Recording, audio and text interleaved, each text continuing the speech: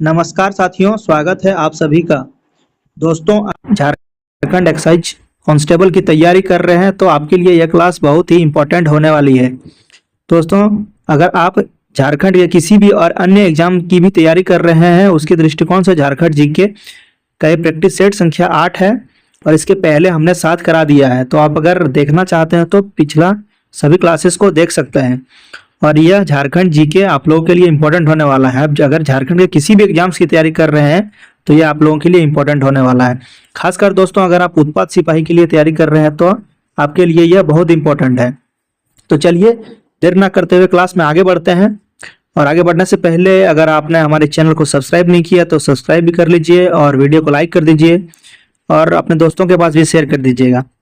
तो चलिए क्लास में आगे बढ़ते हैं।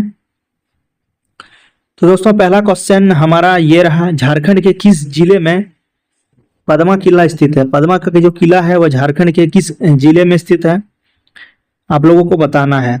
तो इसका आंसर हो जाएगा ऑप्शन नंबर बी, हजारीबाग जिला में यह अवस्थित है। यानी कि दोस्तों, यह किला हजारीबाग जिले के पदमा नामक स्थान पर है। इसे रामगढ़ राजघराने के राजाओं ने बनवाया था और यहाँ अब पुलिस ट्रेनिंग सेंटर चलता है। चलिए प्रश्न संख्या 2 की ओर आगे बढ़ते हैं। हो जनजाति की शासन व्यवस्था में ग्राम प्रधान को क्या कहा जाता है? ये हो जनजाति में बताना है कि क्या कहा जाता है। दोस्तों, इसका आंसर हो जाएगा ऑप्शन नंबर सी, मुंडा। यानी कि उसे मुंडा कहा जाता है। हो जनजाति में ग्राम प्रधान को मुंडा कहते हैं और उसके सहायक को डाकुआ कहा जाता है। चलिए इतना आप लोग याद रखिएगा। फिर प्रश्न संख्या 3 की ओर आगे बढ़ते हैं। झारखंड के किस शहर को शहीदों का नगर कहा जाता है? तो इसका आंसर ऑप्शन नंबर ये, रांची हो जाएगा। रांची को शहीदों का नगर कहा जाता है। यानी कि रांची को स्वतंत्रता संग्राम के दौरान कई क्रांतिकारियों की शहादत और ऐतिहासिक आंदोलन का केंद्र होने के कारण शहीदों का नगर कहा जाता है। चलिए प्रश्न संख्या 4 की ओर आगे बढ़ते हैं। तिलका मांझी को किस स्थान पर फांसी दी गई थी? तो इसका आंसर ऑप्शन नंबर ये, भागलपुर हो जाएगा। जानकारी है कि 1785 में बाबा तिलका मांझी को एक बरगद के पेड़ पर लटकाकर फांसी दी गई थी। अब उस स्थान को अब बाबा तिलका मांझी चौक के नाम से भी जाना जाता है। दोस्तों, आप लोगों के लिए ऐसा क्लियरेंस के साथ मैं प्रश्न ला रहा हूं ताकि आप लोगों को सटीक और सब चीज पता होना चाहिए कि इस क्वेश्चन से रिलेटेड थोड़ा थ्योरी भी आप लोगों के लिए ला रहा हूं अब। तो अगला क्वेश्चन बताइए 5 नंबर, झारखंड में प्रथम जनगणना किस वर्ष हुई थी? तो दोस्तों, यह प्रथम जनगणना जो हुई थी वो 1872 ईस्वी में हुई थी। ऑप्शन नंबर बी इसका आंसर हो जाएगा। तो भारत की पहली जनगणना के समय ही झारखंड की भी जनगणना हुई थी। चलिए प्रश्न संख्या 6 की ओर आगे बढ़ते हैं। मुंडारी फोल्कलोरे पुस्तक के लेखक कौन है? चलिए इसका आंसर क्या हो जाएगा? इसका आंसर हो जाएगा ऑप्शन नंबर बी, पीके मित्रा। पीके मित्रा जिन्होंने मुंडा जनजाति की लोक कथाओं और संस्कृति को इस पुस्तक के माध्यम से संकलित किया है। चलिए प्रश्न संख्या 7 की ओर आगे बढ़ते हैं। झारखंड की कोयला राजधानी किसे कहते हैं, किसे कहा जाता है? Option A Bokaro, option B Jharia, option C Dhanbad, option D Giridih. क्या होगा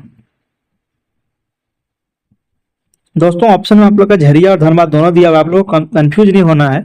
कोयला जो सबसे ज्यादा है वो हमारा झरिया में मिलता है, लेकिन झरिया जो आता है वो धनबाद के अंतर्गत आता है। तो कोयला राजधानी जो कहा जाता है वो हमारा धनबाद शहर को अभी धनबाद को कहा जाता है। आप लोगों को झरिया कंफ्यूज नहीं होना है। धनबाद जिले में झरिया जैसी बड़ी कोयला खान खदानें होने के कारण भारत की कोयला राजधानी इसे कहा जाता है। चलिए प्रश्न संख्या 8 की ओर आगे बढ़ते हैं। कर्मा त्योहार में किस पेड़ की डाल की पूजा की जाती है? सिंपल सा इसका आंसर आप लोगों को पता होना चाहिए कि करम डाल जो है, करम का पेड़ काट के उस डाली की पूजा की जाती है।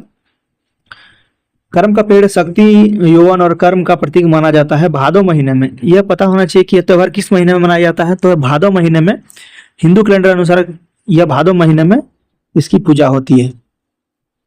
चलिए प्रश्न संख्या 9 की ओर आगे बढ़ते हैं। झारखंड में चांडिल डैम किस नदी पर अवस्थित है? बताइए इसका आंसर क्या हो जाएगा? दोस्तों, यह हो जाएगा ऑप्शन नंबर बी, स्वर्णरेखा नदी पर यह अवस्थित है। यह चांडी डैम सरायकेला खरसावां जिले में अवस्थित है। आप लोगों को यह भी आप लोगों को पता होना चाहिए, स्वर्णरेखा नदी पर स्थित है और यह एक प्रसिद्ध पर्यटन स्थल भी अब बन चुका है। बिरसा मुंडा के गुरु कौन थे? प्रश्न संख्या 10, बताइए क्या होगा इसका आंसर। बिरसा मुंडा के गुरु का नाम आनंद पांडे जी थे। आनंद पांडे बिरसा मुंडा के धर्म गुरु थे, जिन्होंने उन्हें वैष्णव धर्म और भक्ति के बारे में शिक्षा दी थी। चलिए प्रश्न संख्या 11 की ओर आगे बढ़ते हैं। झारखंड का सबसे बड़ा संसदीय क्षेत्रफल में कौन सा है? तो इसका आंसर हो जाएगा, बताइए आप लोग इसका आंसर क्या होगा। दोस्तों इसका आंसर पश्चिमी सिंहभूम, ऑप्शन नंबर डी हो जाएगा। तो क्षेत्रफल के लिहाज से पश्चिमी सिंहभूम को झारखंड का सबसे बड़ा लोकसभा निर्वाचित क्षेत्र है ये। चलिए प्रश्न संख्या 12 की ओर आगे बढ़ते हैं। झारखंड में मयूराक्षी परियोजना किस देश की सहयोग से बनी है? दोस्तों पता होना चाहिए मयूराक्षी नदी पर यह परियोजना जो बनाया गया है, तो यह परियोजना कौन सी देश के सहयोग से बनी है? दोस्तों ये कनाडा के सहयोग से बनी है। यह जो नदी है, यह मयूराक्षी नदी है, ये दुमका के पास मयूराक्षी नदी पर बने कनाडा डैम, जिसे मासांजो डैम निर्माण कनाडा सरकार के सहयोग से हुआ था। तो प्रश्न संख्या 13 की ओर आगे बढ़ते हैं। छऊ नृत्य को यूनेस्को द्वारा विरासत नृत्य में कब शामिल किया गया है? चलिए बताइए कि इसे यूनेस्को में कब शामिल किया गया था। दोस्तों इसका आंसर हो जाएगा 2010 में इसे शामिल किया गया है। 2010 में यूनेस्को ने झारखंड के प्रसिद्ध मुखौटा नृत्य जैसे छऊ नृत्य को अमूर्त सांस्कृतिक विरासत की सूची में शामिल किया है। चलिए दोस्तों प्रश्न संख्या 14 की ओर आगे बढ़ते हैं। झारखंड की हल्दवाड़ी के रूप में कौन सा क्षेत्र जाना जाता है?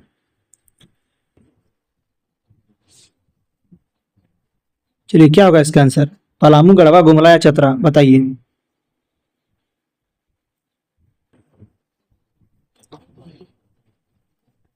तो दोस्तों इसका आंसर पलामू हो जाएगा। जानकारी बता दूं आप लोगों को, पलामू प्रमंडल में हल्दी की खेती बहुत बड़े पैमाने पर होती है, इसलिए इसे हल्दवाड़ी भी कहा जाता है। चलिए 15वां प्रश्न की ओर आगे बढ़ते हैं। झारखंड पार्टी का चुनाव चिन्ह क्या था? जब हमारा झारखंड बिहार में सम्मिलित था उस टाइम एक पार्टी झारखंड पार्टी थी, और उस झारखंड पार्टी का चुनाव चिन्ह क्या था? दोस्तों इसका आंसर हो जाएगा ऑप्शन नंबर बी, मुर्गा। मुर्गा छाप था हमारा झारखंड। 1950 में झारखंड में जो पार्टी का था उसे जयपाल सिंह मुंडा द्वारा गठित किया गया था और इसका चुनाव चिन्ह मुर्गा था। चलिए प्रश्न संख्या 16 की ओर आगे बढ़ते हैं। झारखंड में जुबली पार्क कहाँ स्थित है? ऑप्शन ए रांची, धनबाद, बोकारो, जमशेदपुर, क्या हो जाएगा? दोस्तों इसका answer option number D, Jamshedpur हो जाएगा। दोस्तों यह जो पार्क था जुबली पार्क, यह टाटा स्टील द्वारा बनाया गया पार्क जमशेदपुर का दिल भी कहा जाता है, और यह मैसूर के वृंदावन गार्डन की तर्ज पर बना है। ये आप लोगों को पता होना चाहिए, ऐसा क्वेश्चन घुमा के पूछ सकता है। चलिए प्रश्न संख्या 17 की ओर आगे बढ़ते हैं। नागफेनी का किला झारखंड के किस जिले में स्थित है? इसका आंसर क्या हो जाएगा? दोस्तों नागफेनी का किला है जो वो गुमला में स्थित है, और यह किला जो है गुमला के सिसई ब्लॉक में स्थित है। यहाँ पत्थरों की सांप की आकृतियां भी बनी हुई है, इसलिए इसे नागफेनी कहा जाता है। दोस्तों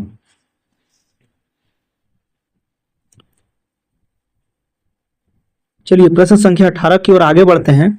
झारखंड में सर्वाधिक वर्षा वाला क्षेत्र कौन सा है?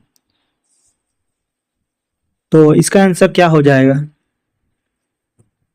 आप लोगों को पता है, इसका आंसर हो जाएगा नेतरहाट का पठार। नेतरहाट का पठार जो है वहां सर्वाधिक वर्षा वाला क्षेत्र है झारखंड में, और यहाँ औसत वार्षिक वर्षा 1800 मिलीमीटर से अधिक होती है, जो इसे झारखंड का सबसे अधिक वर्षा वाला स्थान बनाती है। चलिए प्रश्न संख्या 19 की ओर आगे बढ़ते हैं। ओलोम किस जनजाति का प्रसिद्ध लोक नृत्य है? उरांव, खड़िया, मुंडा या संथाल, इसका आंसर क्या होगा बताइए। दोस्तों इसका आंसर ऑप्शन नंबर बी, खड़िया हो जाएगा। खड़िया जनजाति का एक प्रसिद्ध लोक नृत्य है। जो विशेष अवसरों पर, उत्सवों पर यह किया जाता है। चलिए प्रश्न संख्या 20 की ओर आगे बढ़ते हैं। 20वां नंबर प्रश्न यह रहा, छोटा नागपुर केसरी के नाम से किन्हें जाना जाता है? बाबूलाल मंडी, रामनारायण सिंह, शिबू सोरेन या जयपाल सिंह मुंडा? क्या हो जाएगा दोस्तों? इसका आंसर हो जाएगा option number B, Ramnarayan Singh ji को छोटा नागपुर केसरी के नाम से जाना जाता है। चतरा के रहने वाले क्रांतिकारी रामनारायण सिंह को महात्मा गांधी ने छोटा नागपुर केसरी की उपाधि दी थी। यह भी क्वेश्चन यहां से बन सकता है कि छोटा नागपुर केसरी की उपाधि रामनारायण सिंह को किसने दिया था? तो महात्मा गांधी ने ये उपाधि दिया था। चलिए प्रश्न संख्या 21 की ओर आगे बढ़ते हैं। झारखंड में तांबा गलाने का सबसे बड़ा कारखाना कहाँ स्थित है? यानी कि तांबा कारखाना सबसे बड़ा जो है वो कहाँ स्थित है? दोस्तों इसका आंसर ऑप्शन नंबर ये घाटशिला हो जाएगा, क्योंकि घाटशिला पूर्वी सिंहभूम में भारत का पहला तांबा गलाने का संयंत्र स्थापित किया गया था।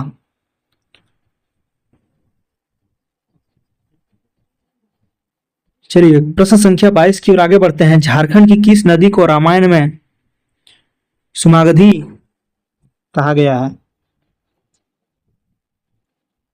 Option A Punpun, option B Sakri, option C Chanan या ऑप्शन डी फल्गु? कौन सा नदी हो जाएगा दोस्तों? इसका आंसर हो जाएगा सकरी नदी को सुमागधी भी कहा गया है। चलिए प्रश्न संख्या 23 की ओर आगे बढ़ते हैं। पतरातू थर्मल पावर स्टेशन किस जिले में स्थित है? रांची, रामगढ़, हजारीबाग या बोकारो?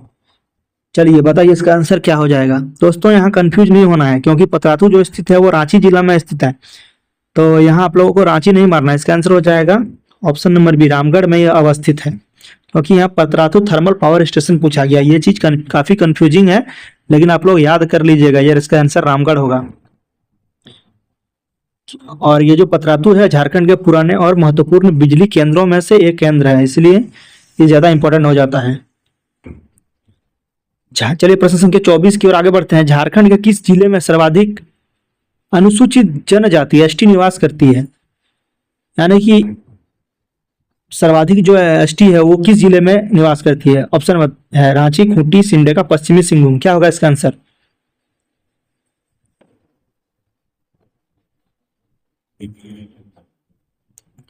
तो दोस्तों इसका आंसर हो जाएगा ऑप्शन नंबर डी, पश्चिमी सिंहभूम में सबसे ज्यादा एसटी निवास करती है।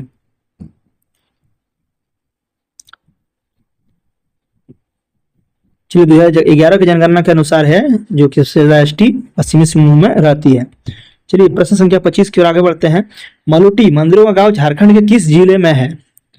दोस्तों झारखंड का जो किस जिले में मंदिरों का गांव जिसे मलुटी कहते हैं, मलुटी एक जगह का नाम है, वो झारखंड के किस जिले में अवस्थित है? तो दोस्तों इसका answer option number B, Dumka जिला हो जाएगा, कि दुमका जिला में यह मलुटी गांव अवस्थित है।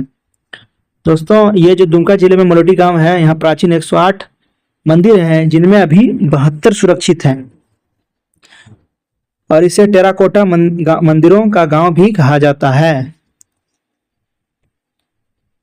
हाँ तो दोस्तों आज का प्रश्न 25 प्रश्न आप लोगों का कंप्लीट हो चुका है, और आज से आप लोगों को प्रैक्टिस सेट में एक्सप्लेनेशन के साथ देने की कोशिश किया हूँ, ताकि आप लोगों को थोड़ा थ्योरी टाइप का भी क्वेश्चन लगे, और आप लोगों को प्रैक्टिस सेट के साथ साथ थ्योरी भी इसके साथ साथ हो जाए। तो दोस्तों वीडियो कैसे लगी? अच्छी लगी तो लाइक कीजिएगा क्लास को, और कल फिर मिलते हैं प्रैक्टिस सेट संख्या 9 में।